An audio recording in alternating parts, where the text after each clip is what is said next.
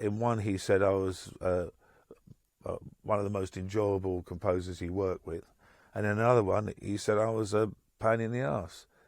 And shortly before he died, I met him at the BBC. I hadn't seen him for a long time, and it was great to see him. And he wasn't particularly in great health, and he was very frustrated at the way that the film industry treated him. We sat and had a coffee, and I said, Ken, I've read a couple of things. One where you said I was most enjoyable to work with, another one where you said I was a pain. And I said, which one's right? He said, they're both right. He said, it depends on how I feel on the day. He said, that's the thing with any article. It's how you feel on the day. And on one day, I felt you were great. And on another day, I thought you were, and used a very rude word. And I said, how am I today? He said, you're great today.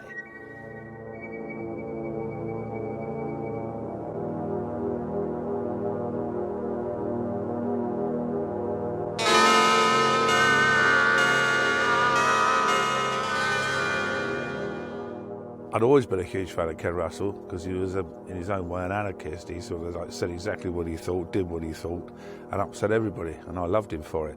Actors loved him because they loved working for him because he knew what he was doing. I had actually never done a film before. I'd done some TV stuff, some TV music and things, but it was 1975, and a call came to me out of the blue from his office. He was working on the Listomania film down at Shepperton Studios with Roger Daltrey and Paul Nicholas. He called me in and we looked over the script, and he said, there's a lot of music that I want to film too.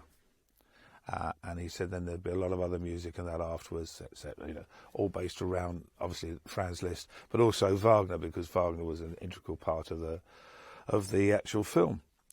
And then somebody upset him. A bigwig is the best way I can describe. I'll tell you his name off camera, but he really upset Ken. And the reason for that was that there was a few productions going on at that particular time. And there was another film that was running short of finances. And money was taken from the budget for Listomania to complete this other film. And there was a moment when suddenly money became very short on the Listomania film, and Ken couldn't understand why. And with other stuff and the things I did with Ken and learnt from Ken, Ken was incredibly accurate with his spending and what he did. He never overspent on anything. He worked it out to a T. So he was furious when this happened. And when he found what was happened, he did actually, how can I politely put this? He did basically, in fact, in my presence, funny enough, and the presence of a few other people, tell this bigwig to walk away in short, jerky movements, which basically we thought, that's the end of the film, and that's the end of probably Ken's career, because this guy was very powerful. And then Ken called me we used to have a music meeting in the morning, 6 o'clock in the morning before filming start. And he said, look, I've rewritten this. I said, rewritten what? He said, pretty much rewritten the film. And he did. I think it was his way at the time of getting his own back. But the interesting thing was, what he did, whilst it did shock at the time, became really cult and incredibly clever. Really, really clever. I mean, there was some interesting casting. Ringo Starr as the Pope, arriving on a fairground Dodgem car, that was pretty interesting. Paul Nicholas as well, because Paul was a sort of a pop star as well at the time. And then in a moment of madness, he cast me as the god Thor, and I was sprayed gold for the day, well, actually for the week. It was great fun to do, and musically, he wanted a lot of music ready to shoot to, and I had an orchestra at my disposal. I had musicians at my disposal. It was very well budgeted to do. There were some amusing moments. There was we had to do one scene to music of where these dozen or so naked virgins were going to dance around the Rheingold. Don't ask me why, but they did. And Ken said to me at the morning meeting, he said, Rick, he said, I'm doing the Rheingold scene with the girls this afternoon. Now, they've been very strict from the agency. Only the most important people who are needed to be on the set will be on the set for this, because we're going to have 12 naked girls dancing around. I said, okay. He said, you will need to be there because you will have the playback music. So bring the Niagara, get it all set up, make sure you're ready for whatever it was, 2 o'clock start. And I said, yeah, okay, fine. And he said, it'll be very much a skeleton crew doing this, okay? And I said, yep, no problem at all. So I'd got all the music ready. I'd learnt very much that Ken wanted stuff on time. So I was all prepared. I checked it through. I checked the Niagara. I checked everything. So that was fine, and went for lunch. And I had lunch and suddenly realised I was running a bit late. I only had about 10 minutes to get to the set, to the stage. And I can't remember which stage it was down at Shepperton. One of the big ones, G or something like that. And so I arrived there. I opened the door and you couldn't move. It was jam-packed. I've never seen so many people in my entire life. And the thing that I always remember, there was a guy there with like a peak cap on. And he looked at me, he said, you come for the filming? And I said, who are you? And he said, I've got the ice cream van outside. He was the Tony Bell ice cream man. Some of the sort of, shall we say, lesser members of the crew have been basically flogging tickets in town around the pub. You couldn't move in there. I managed to squeeze my way to where the Niagara music was set, and I thought, Ken's going to go ballistic. And there was the woman there who got the girls weren't out. There was a woman there who was in charge of them all, who was screaming and shouting. And eventually Ken walked in. He looked around and basically said, anybody who is not meant to be on this set for this particular filming, walk away in short, jerky movements. And there was a lot of, and slow, they all dissipated. And I thought, he is going to go, but he never said a word. That was it. The girls came out, did their bit, and I thought, he's bound to mention it again, but he never did.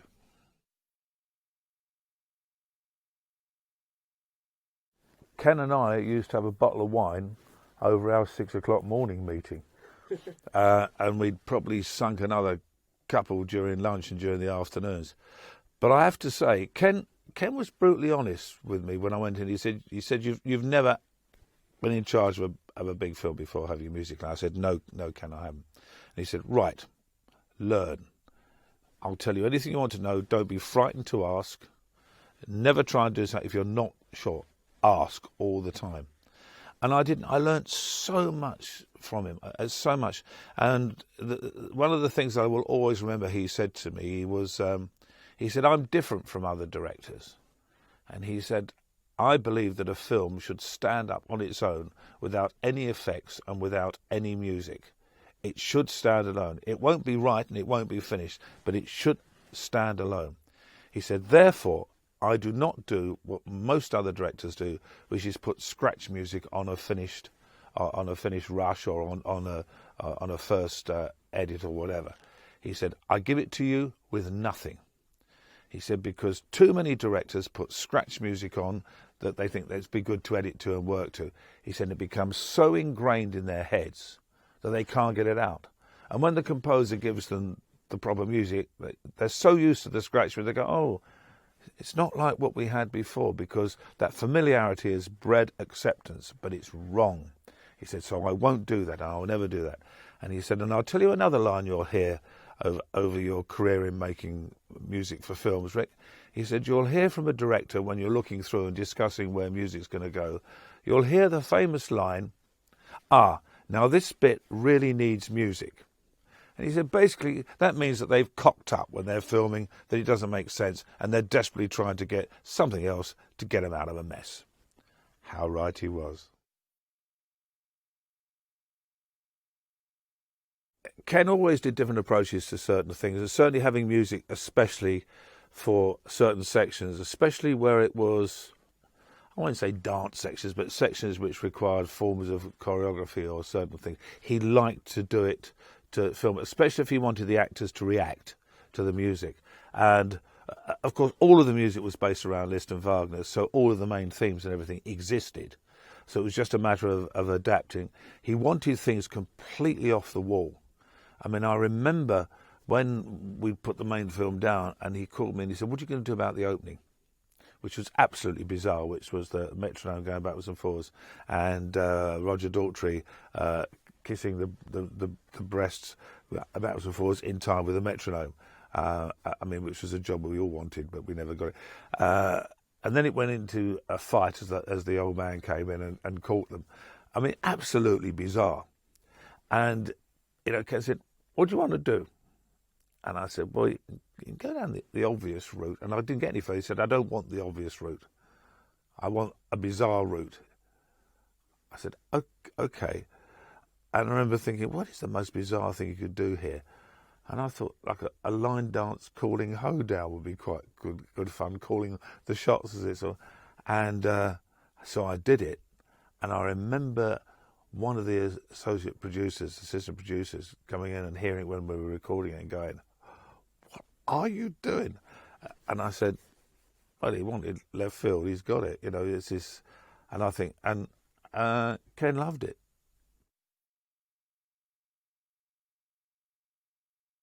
Interestingly enough, after I started doing Lisztomania, it occurred to me that this is something I really wanted to do, because all of my career up until then had been making music to subjects, myths, legends, and things that had existed. I'd just finished King Arthur. I'd done Jules Verne's Journey to the Centre of the Earth.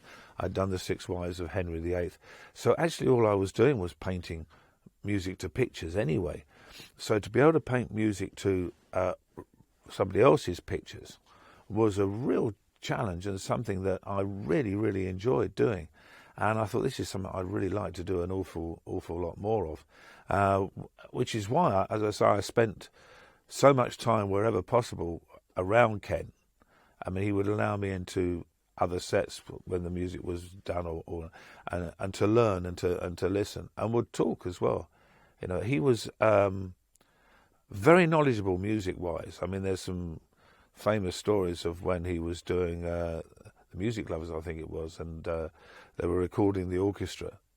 And the story goes that halfway through, he said, "Oh, that's fine, that's done." He said, "No, need to go back because the second clarinet didn't play a hidden line kind of thing." And everybody sort of looked around, apparently, and when they listened back very closely through, he was absolutely spot on right. He had an astonishing ear.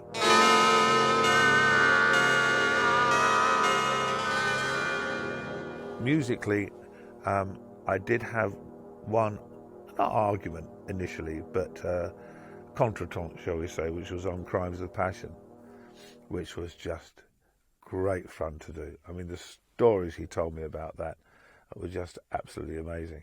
But he came to me and said he wanted to base all the music around Dvorak's New World Symphony. I said, "Okay." And he said, "I want a different theme from the New World Symphony for each of the major characters." And I said, "Okay, that works. That'll work really nicely."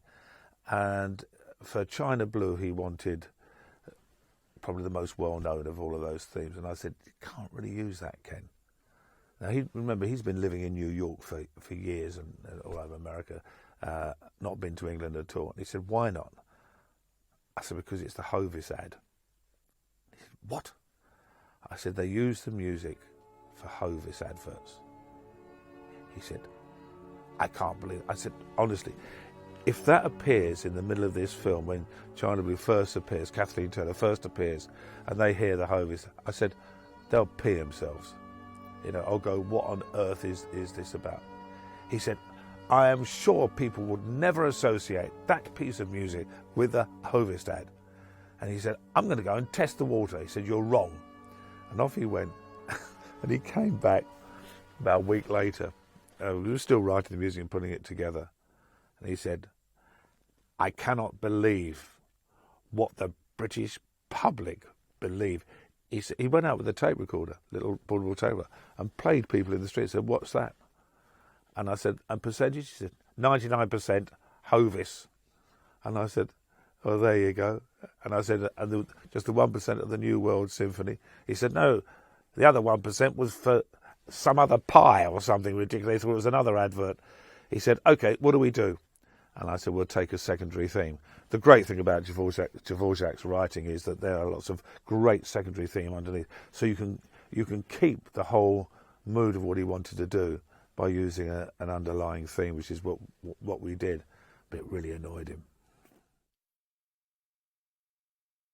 He came to stay at my house in Camberley when I lived there with some rushes to show me, because there wasn't the budget to fly me to New York and do the things.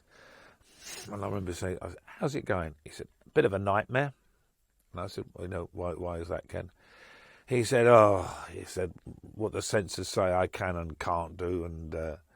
And he was right to a lot of extent. He said, and he talked about, he did tell me some very funny stories. I don't know whether you can use them or repeatable, but one, he said that Catherine at the time was engaged to some guy who was not happy about her appearing in this film and tried to buy her out of it, apparently, or tried to, something like that.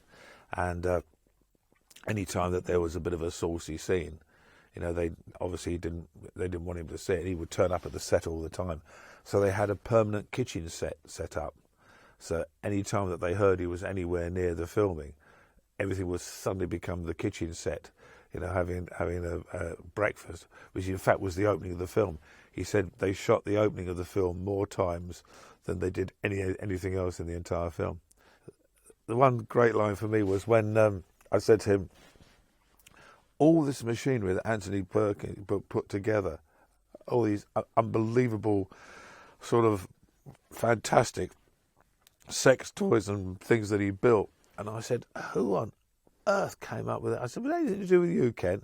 And he said, well, he said initially we did design some specialist equipment for those scenes. He said, but it became irrelevant. And I said, why was that? He said, well, when Anthony turned up to see them all, he said, these are useless, I'll bring my own.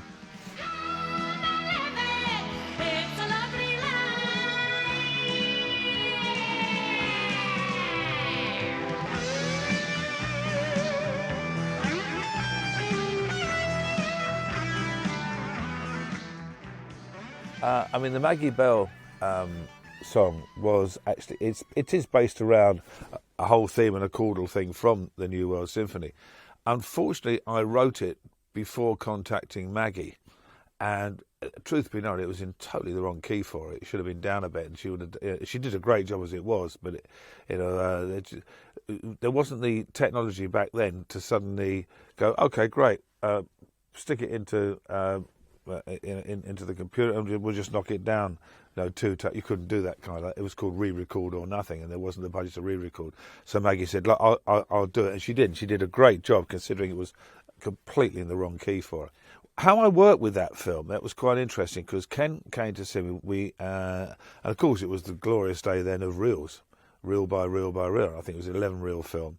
And Ken said, I'm going to bring you a reel at a time. And I was recording at the studios out in Sunningdale.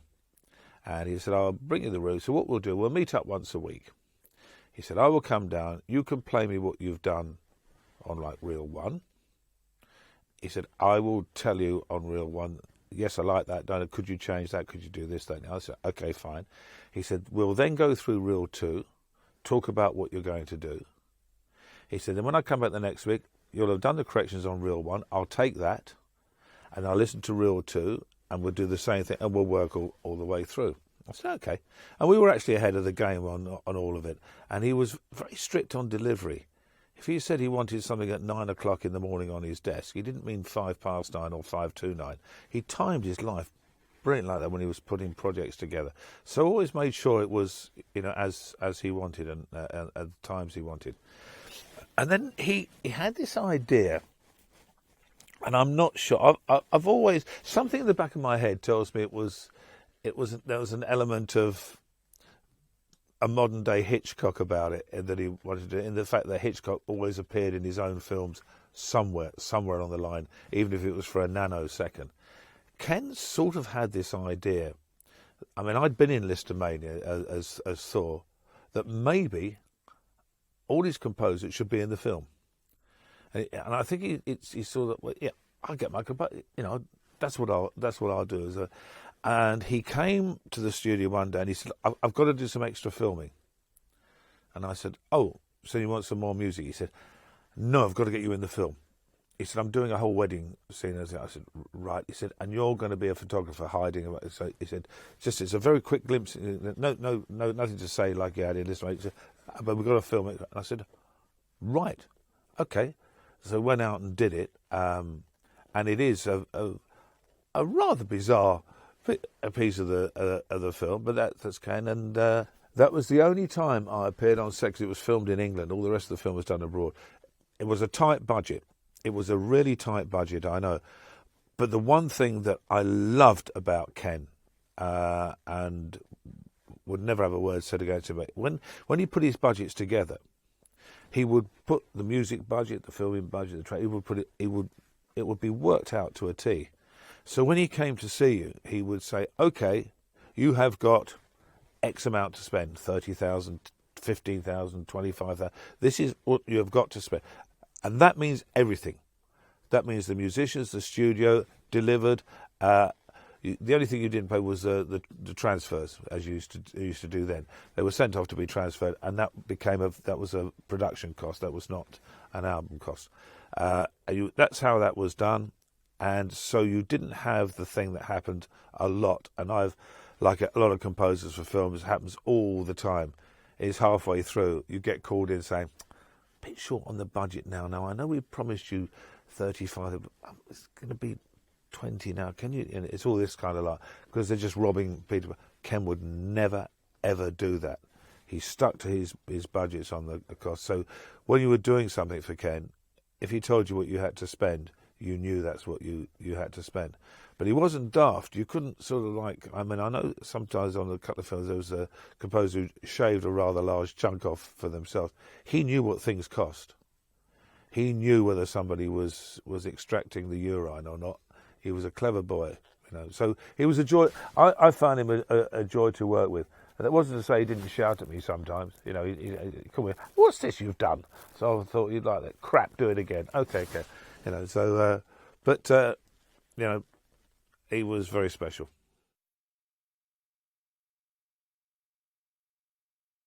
Ken was not somebody who wanted a soundtrack to follow a sound a waveform all the way through. He loved things you didn't expect, and he quite loved the idea. I mean, synthesizers was still pretty new back then, what they were doing, and they'd started to improve quite a lot, but we still weren't into the digital capabilities that we are now. What you can do, sampling was at a very, very basic stage, and basically didn't work very well. So I had lots of keyboards, lots of different sounds, and he liked that idea. He wanted music to be taken and to be played around with that were different. So, you know, he was quite keen on sort of quite hard rock sounding stuff, so quite heavy sounding stuff. You know, he felt it was very relevant in the films.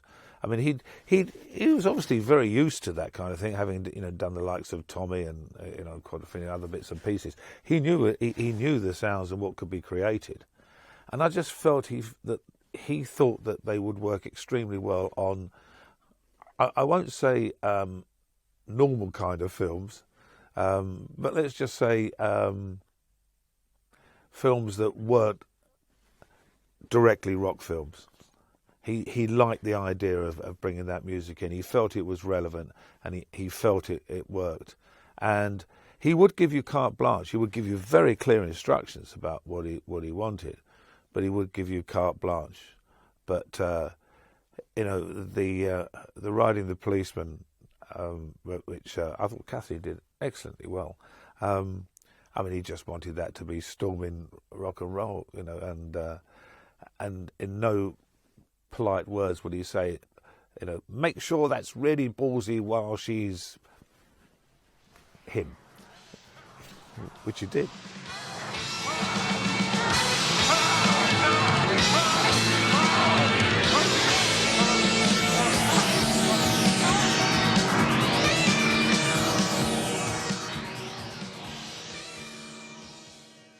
I would bump into Ken after that. I never did any more movies for him. In fact, I'm not sure how many composers he worked with actually did 2 films or more than 2. I bumped into occasionally at certain functions, at rock places or whatever it was, and we'd always, have a chat. And then we spoke about, I suppose, the longest talk we had was a couple of years before he died. And I met somebody who I truthfully can't remember who it was, who said, Ken Russell's trying to get hold of you. And I said, really? And he said, he's only got old numbers for you. I said, well, he would have. They'd be very, very old now. I said, like Ken, I'm a few marriages down the line and a few houses down the line since then. So I gave them my number and said, look, if you see Ken, give it to them. They said, well, we will see Ken. It was a guy involved with his autobiography, also with his biography and various things. So I gave the number, and Ken called me. And we had a really, really long chat. And I felt very sad because he was desperately frustrated with his life. He still felt he had an awful lot to offer the film industry. But he felt that for whatever reason, he'd frightened everybody off. They were, and it's true, they were terrified of him, in many respects, and yet he wasn't a terrifying figure if you did your job and got onto his wavelength and understood what he was doing. But nobody would give him the budget to make a proper film, what he called a proper film. And in fact, when you look back at the budgets he had with the tremendous films he made, you wonder how he did it for the money. I mean, it was absolutely phenomenal what he did. I mean, a lot of those films, when you look at them, if you were asked in today's terms what the budget would have been, they would have been in today's money probably 5-10 times more than what he actually got to play with.